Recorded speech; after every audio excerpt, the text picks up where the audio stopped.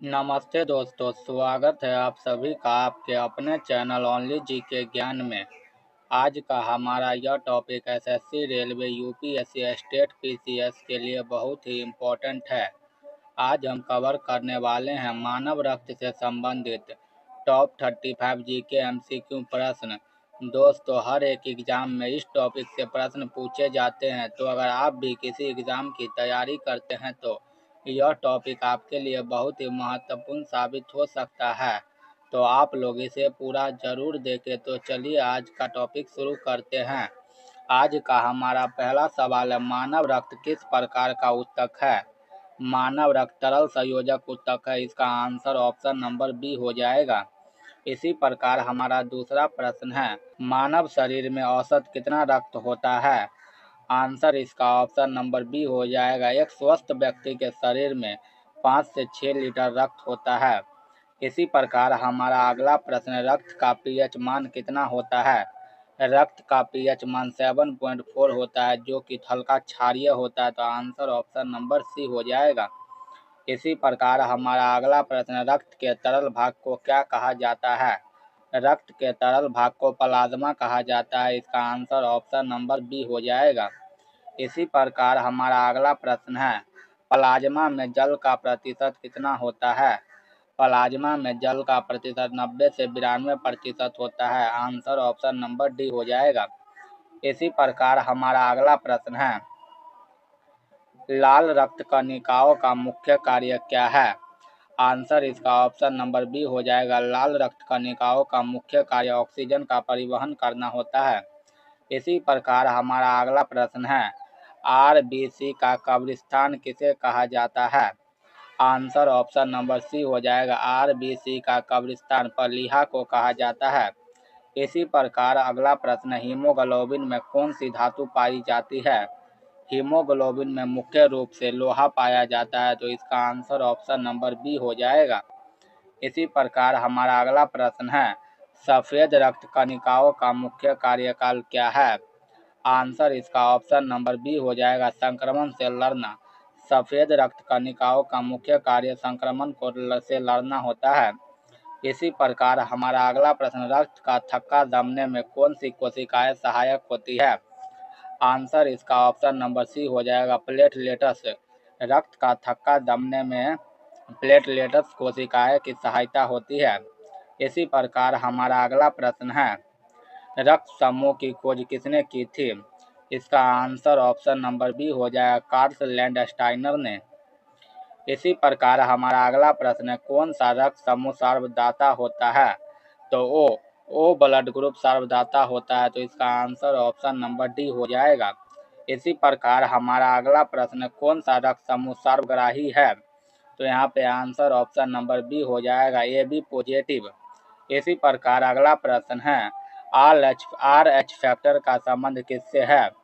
यहाँ पे answer option number B हो जाएगा, आर एच फैक्टर का संबंध रक्त से होता है। आंसर ऑप्शन नंबर बी हो जाएगा।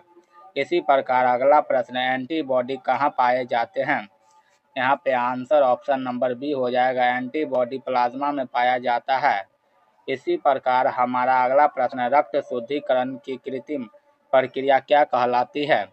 आंसर ऑप्शन नंबर बी हो जाएगा, डायलिसिस। रक्त शुद्धिकरण की प्रक्रिया को डायलिसिस कहा जाता है। तो इसका आंसर ऑप्शन नंबर बी हो जाएगा। इसी प्रकार हमारा अगला प्रश्न, रक्त का थक्का बनने में कौन सा विटामिन सहायक है? रक्त का थक्का बनने में विटामिन के सहायक होता है। यहाँ पे आंसर ऑप्शन नंबर सी हो जाएगा। इसी प्रकार हमारा अगला प्रश्न है, वयस्कों में रक्त का निर्माण कहाँ होता है? आंसर इसका ऑप्शन नंबर सी हो जाएगा, लाल अस्थिया प्लाज्मा मज्जा में। इसी प्रकार हमारा अगला प्रश्न है, हीमोग्लोबिन की कमी से कौन सा रोग होता है? आंसर ऑप्शन नंबर बी हो जाएगा, हीमोग्लोबिन की कमी से एनीमिया नामक रोग होता है। इसी प्रकार अगला प्रश्न, लाल रक्तचाप मापने वाले यंत्र को क्या कहते हैं? रक्तचाप मापने वाले यंत्र को सिपगोमो मैनोमीटर कहा जाता है। सिपगोमो मैनोमीटर। तो इसका आंसर ऑप्शन नंबर बी हो जाएगा। इसी प्रकार हमारा अगला प्रश्न है, एक स्वस्थ मनुष्य का रक्तचाप कितना होता है? एक स्वस्थ मनुष्य का रक्तचाप 120/80 होता है। तो इसका आंसर ऑप्शन नंबर बी हो जाएगा। इसी प्रकार हमारा अगला प्रश्न है, शरीर में रक्त बैंक किसे कहते हैं? मनुष्य के शरीर में प्लीहा को रक्त बैंक कहा जाता है, तो इसका आंसर ऑप्शन नंबर बी हो जाएगा। इसी प्रकार हमारा अगला प्रश्न है, रक्त का लाल रंग किसके कारण होता है? रक्त का लाल रंग हीमोग्लोबिन के कारण होता है, तो इसका आंसर ऑप्शन नंबर बी हो जाएगा। इसी प्रकार हमारा अगला प्रश्न है, आरबीसी का औसत जीवन काल कितना होता है? आरबीसी का औसत जीवन काल 120 दिनों का होता है, तो यहाँ पे आंसर ऑप्शन नंबर सी हो जाएगा। इसी प्रकार हमारा अगला प्रश्न, रक्त में पाए जाने वाली धातु कौन सी है? आंसर ऑप्शन नंबर बी हो जाएगा। रक्त में पाए जाने वाली धातु लोहा होता है। इसी प्रकार हमारा अगला प्रश्न, रक्त समूह ए बी में कौन सा एंटीजन पाया जाता है? तो इसका answer option number B D हो जाएगा, ए और बी दोनों। इसी प्रकार हमारा अगला प्रश्न, ऊंचाई पर जाने पर आरबीसी की संख्या पर कितना प्रभाव पड़ता है? तो ऊंचाई पर जाने पर आरबीसी की संख्या बढ़ती है, तो इसका आंसर ऑप्शन नंबर बी हो जाएगा। इसी प्रकार हमारा अगला प्रश्न, किसे शरीर का सिपाही कहा जाता है? आंसर ऑप्शन नंबर यहाँ पे बी हो जाएगा। डब्ल्यूबीसी को रक्त शरीर का सिपाही कहा जाता है। इसी प्रकार हमारा अगला प्रश्न है, रक्त जमने से रोकने वाले प्रोटीन जो शरीर के अंदर पाई जाता है, तो इसका आंसर ऑप्शन नंबर बी हो जाएगा, हिपेरिन। इसी प्रकार हमारा अगला प्रश्न है, रक्त का थक्का जमने के लिए कौन सा खनिज आवश्यक है? आंसर यहाँ पे ऑप्शन नंबर बी हो जाएगा, मैग्नीशियम रक्त का थक्का जमने के लिए आवश्यक है। इसी प्रकार हमारा अगला प्रश्न, रक्तचाप मापने वाले यंत्र को क्या कहते हैं? आंसर ऑप्शन नंबर यहाँ पे बी हो जाएगा, स्फिगोमीटर। इसी प्रकार हमारा अगला प्रश्न है, आरबीसी का जीवन काल कितना होता है? तो आरबीसी का जीवन काल 120 दिनों का होता है। आंसर ऑप्शन नंबर सी हो जाएगा। हमारा अगला प्रश्न है, डब्ल्यूबीसी का जीवन काल लगभग कितना होता है? डब्ल्यूबीसी का जीवन काल लगभग 2 से 5 दिनों का होता है, तो यहाँ पे आंसर ऑप्शन नंबर ए हो जाएगा। इसी प्रकार हमारा अगला प्रश्न, प्लाज्मा का रंग कैसा होता है?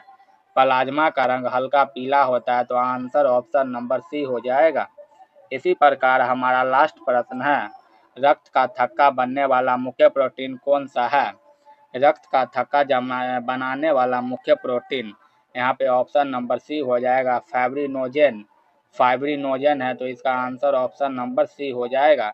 दोस्तों, अगर आप लोगों को वीडियो पसंद आई हो तो वीडियो को लाइक करके चैनल को सब्सक्राइब करें, साथ ही साथ वीडियो को अपने दोस्तों में भी शेयर करें। तो मिलते हैं एक नेक्स्ट वीडियो में, तब तक के लिए धन्यवाद। जय हिंद, जय भारत।